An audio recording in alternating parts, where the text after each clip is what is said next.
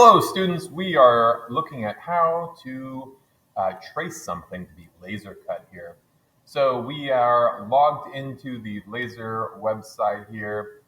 You can find the login information by the laser. The first thing we're going to do here is push new design. So we're going to go add a new design there. And I've already laid a piece of paper in there with the drawing on there. And the machine is on. And we're going to laser that little Batman face onto this Batman piece here. So right now, the first thing we're going to want to do is push this plus button at the top.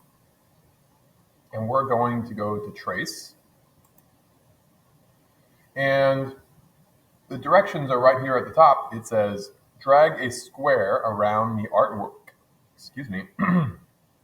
that you want to trace. So we're just going to drag a little box around the face. Notice my drawing I've gone over it in marker, so it's nice and dark. There's no extra pencil lines in there, and it's really big. Notice that's a full sheet of paper, way bigger than this. Bigger drawings are going to work better. We can always make them smaller in the computer. So I've traced it there. Now it says step 2. Click the white areas that you want to cut away. So all white areas we're going to have to click on, and that includes this kind of background space. And when we do that, it should highlight everything in pink. So that's about, and then if we have any area that's boxed in, like this mouth area, I have to click on that too. And when we're done, we should see everything outlined in pink. That's how you know you're going to be good to go. Once we've done that, everything's pink. I'm going to say place artwork. And if I've done that correctly, on the left side of the screen, I should get 2 images that look pretty similar. That are the 2 different tracings, basically. One's the tracing of the image, and then one's the pink outline that you just made. And the pink outline one is always going to be the one on the bottom. That is going to be always the one we want to use, because that is going to allow us to score this, which goes a lot faster than engraving. So that top one, we can just totally ignore. So we click on the bottom one, we're going to go over to score, and you're going to pick the material you're going to be using here.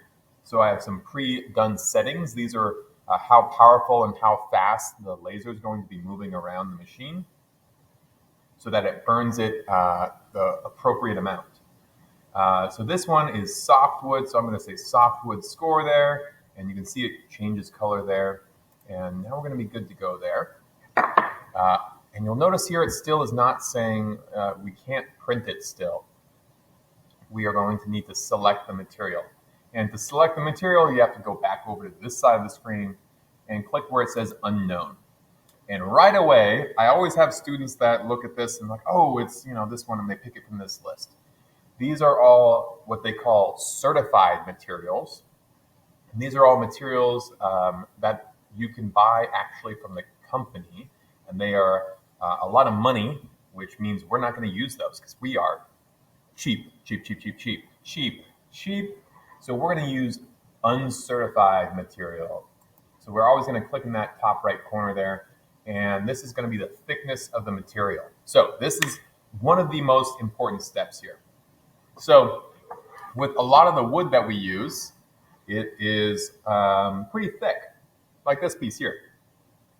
This piece is 3/4 of an inch thick. So anything that is more than 1/2 inch, 1/2, needs to be done a little differently. If it's less than 1/2, you just type that number in right here and you're going to be good to go. But if it's more than 1/2, you're going to have to take that black tray out of the bottom of the machine, and it looks like honeycomb. It's got the little crisscrosses on it. You have to take that out, and then we're going to need to stack that up so that it's between 1.5 and 2 inches tall. So basically you have to take that tray out so that it sits lower, but then you kind of have to stack some things under it so that it kind of builds it back up so that it's kind of in the same range. So once you've stacked it up, so like this is 2 layers stacked up, This is 3/4 of an inch and 3/4 of an inch. That's going to be 1.5. It's going to be, it's kind of weird. You're going to have to do a little math here. So you have to measure how thick the total stack is. So this one is 1.5, and you're going to have to subtract 1.5 from that. So if yours is 2 inches thick, you go 2 minus 1.5. But it's always going to be minus 1.5. So for me, for this one right here, this is going to be 0 because it is 1.5 minus 1.5.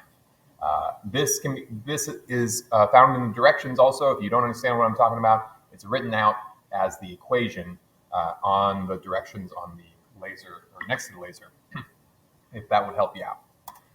But once you've done that and put the material type and the settings in there, so that's the two different things here, and you should be ready to go.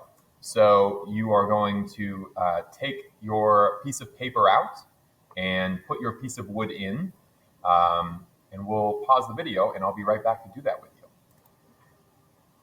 So we are back, and up you can see the image in the machine just updated.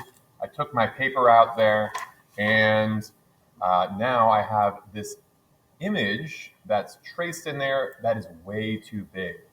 But good news is we can rotate it and we can shrink it to make it the right size. So I'm going to shrink that down in there. And once that is in the right spot and all looking good, we're going to just one more time double check our settings. If you want Mr. Gasser to come check this off for you and make sure it looks good, I will happily do that for you. But now all you're going to do is push print, and it's going to take a few moments to do some thinking, and it's going to move around a little bit and scan the material and do some focusing and stuff like that. And in just a moment, that light on the machine will start flashing. Once that starts flashing, don't push it yet. You gotta turn on the laser air filter that is right above the machine there to make sure that it's sucking out all the smoke that's going to be created as we cut this. So it is only going to, you can turn it on too early, and then it'll just fill up the whole machine with smoke, and the whole classroom will get stinky and all that stuff, and might even set off a fire alarm, and that would be bad. So you got to remember to turn on that air filter. All right. And then once it's done cutting, give it a second to suck out all that smoke and stuff. Once that light has turned off and it's gone dark again, you can open the lid and take out your project. Hope that helps. Enjoy. Bye.